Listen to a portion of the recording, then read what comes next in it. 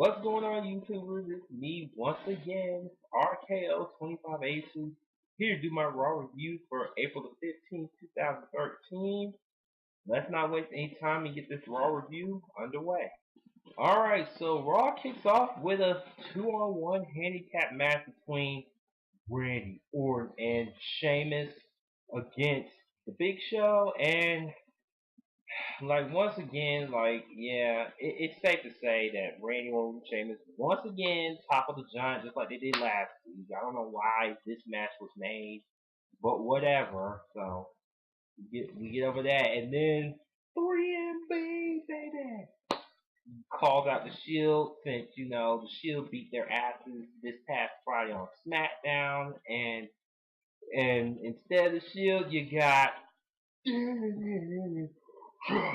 Brock Lesnar. Yeah, people, I kid you not. Brock freaking Lesnar was on Raw this past Monday. This really took me a bit off guard because I wasn't expecting Brock Lesnar to show up, but he did.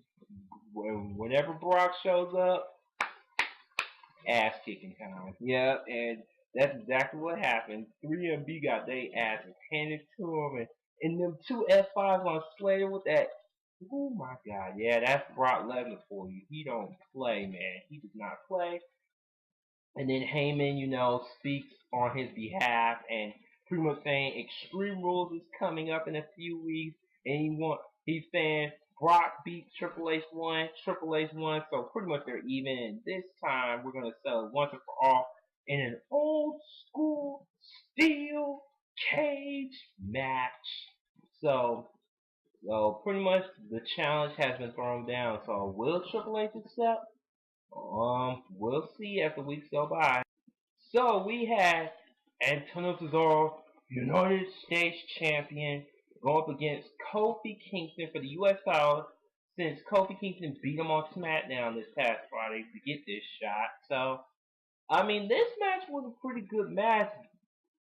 Just when I thought, I was thinking and Cesaro's gonna retain, and then I was thinking they're gonna drop Kofi. But surprisingly enough, after that I like that counter, neutralizing Crane, and then Kofi Trouble in Paradise, and then 1, 2, 3. Oh my God! Once again, Kofi Kingston is a 3-time U.S. champion, and this really took me by surprise because I wasn't expecting Kofi to win this because they have jobbed that dude out since the beginning of this year up to this point, and it's like miraculously he's a champion again, and I'm hoping this time they will treat him better. But no WWE with Kofi, man. I wouldn't be surprised if this is just another one of his, mini pushes, just like with his previous IC title run. I wouldn't be surprised if it was like that with this U.S. title run. But I'm just happy Kofi's back on track, and I'm taking it for what it is. So once again, Kofi Kingston, your new champion, and boom, boom, boom. I hadn't done that in a while, so there you go. So you had your new World Heavyweight Champion, Dolph Ziggler, and my sweet AJ and Big E Langston and crew. And then, of course, Dolph Ziggler was talking about that historic cash-in from last week's Raw, saying that was my Raw moment. And, of course, bragging about saying, I'm the most charismatic champion ever, all that stuff. And then here comes the real battle. And of course Ricardo, and then people say, I want my rematch tonight. And then the biatch Biggie Guerrero come out, and Brimmer saying Ziggler and Del Rio was gonna happen, and then here comes We the People, Jack Swagger and Deb Coulter Jumanji. Pretty much, yeah, saying no. He said I should get that shot. He said if it wasn't for Swagger, you wouldn't even be champ right now. And then the brawl, yeah, he jumped Del Rio, beat the crap out of him, kept injuring that left knee and ankle and all that stuff. So we'll get back to more on those three later on in this review. Next, we have once again my team, Hell No, tag team champs going up against the Prime Time Players, million dollars, and once again, Team Hell No once again beats PTP. Well, is it me or that? It's like they gotta stop having these fighting games. again, but whatever. And I just found out next week on Raw, live London, they're going to be overseas next week. I can't wait for that crowd. And it's the Brothers of Destruction and Daniel Bryan going up against the Shield. Wow, on Raw. I'm surprised they did not put this on a pay-per-view, but they're going to put it on Raw next week, so I can't wait for that six-man tag.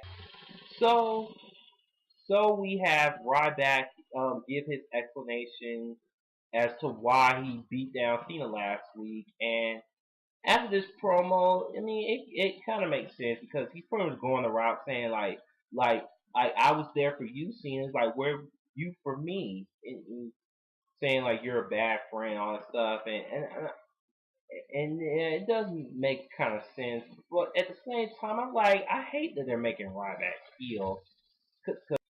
But I mean, because he should be a tweener, really. But no one WWE has WWE for you, so he's a heel after this promo because the tone and the yeah, he's all like saying and he's just like saying I'm tired of failing because yeah, let's be real, Ryback has not looked good in these past pay-per-views and he needs this match and I would be happy if he did beat John Cena for the WWE title. I mean, I love John Cena and Ryback too, but you know damn well WWE is not gonna let John Cena drop the belt to Ryback at Extreme Rules for the WWE title. I mean, he just got the belt back, but I'll get to more on Ryback and John Cena towards the end of this review.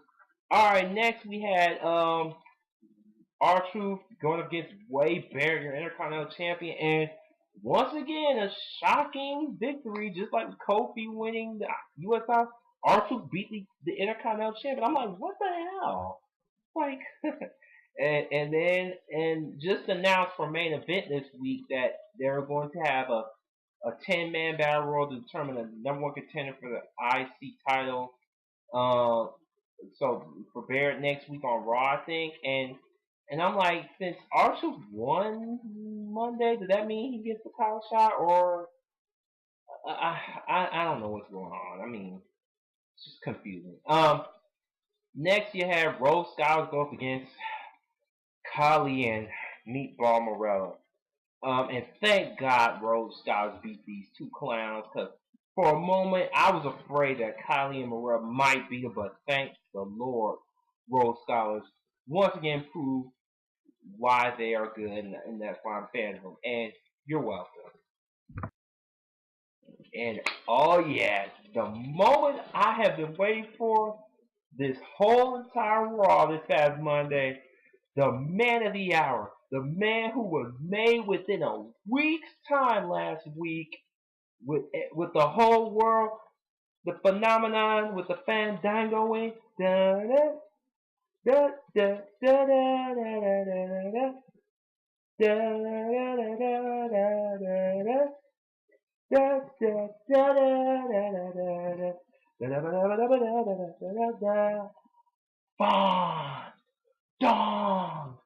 go. Love this man. Love him. Love him. Jerry King Lawler introduced him and his segment, and I mean, yeah, he asked the crowd who wanted the Fandango, and oh, this crowd. I mean, it was no surprise that this crowd was gonna pale in comparison to last week.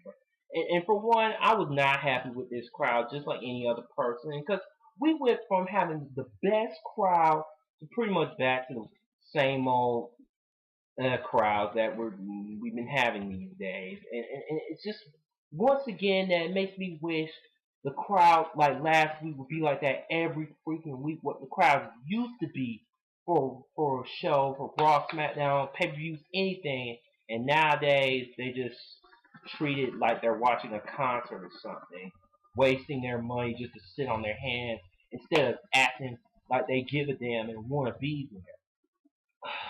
I mean, it ruined the segment too. It made and I think Fandango. I mean, it looked like he was turning face for a minute, and then he was saying like, "This crowd, you can all go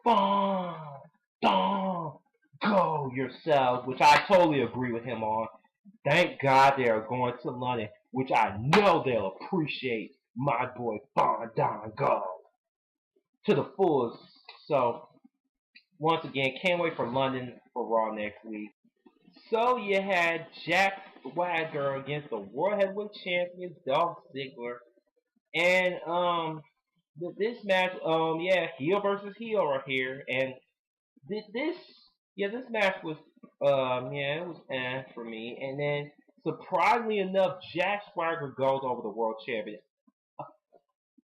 Oh my God! You just had Dolph Ziggler cash in last week, and then all of a sudden he loses clean. I don't get this. I mean, and then Jack Swagger's celebration was short-lived. Del Rio attacked him, Stormbreaker on the stage, and so, and then later in the night you had, I think, Booker T and Teddy Long were arguing stuff, and pretty much it was officially made as of today that at Extreme Rules, which we pretty much saw this coming after this beatdown past Monday, you have Dolph Ziggler, Jack Swagger, and Alberto Del Rio triple threat for the World Heavyweight title. So there we go. And of course, this man, CM Punk, with Heyman in tow. Pretty much CM Punk saying like, I took on a big challenge facing The Rock with WWE title and tag, and he's like, I failed. And he's like, and then saying I took on another big challenge, Taker, the Streak, and I failed. And he's just like, after taking two big challenges, like, where'd you go from here? And yeah, I guess CM Punk really lost his smile. And then Heyman was saying like, you're the best in the world. And then they had their little bromance hug and stuff.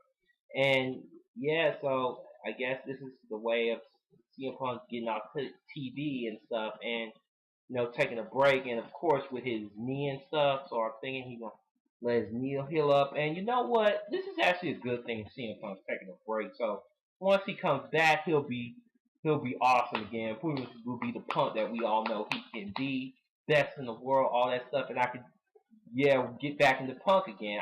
I've always loved Punk. He's one of my current favorites in today's WWE, and yeah, he's awesome like that. And so Punk, when you come back, man, I will be right behind you once again, face or heel, bro.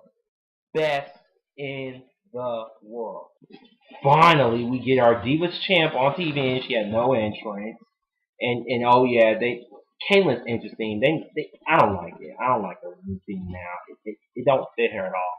But that's for another time. Anyway, she faced Nikki Bella, and this finish really bothered me. The Twin Magic, really?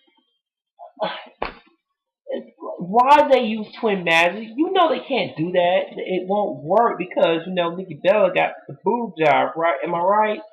And that made no sense. It's just, oh my god, that just made it. And then of course Brie gets the victory for Nikki, and I'm thinking we're gonna get one of the Bellas to face Kayla for the Divas title Extreme Rules. I feel like that's where they're heading, and that's where they shouldn't be heading because they need to focus on Caitlyn and AJ. Because I'll say this: I love MTO. I know he's a huge Bell fan, but I'm just like, if the Bells win the Divas title Extreme Rules, I'm not gonna be happy because they just got back, and all of a sudden they're gonna get handed the Divas title to them.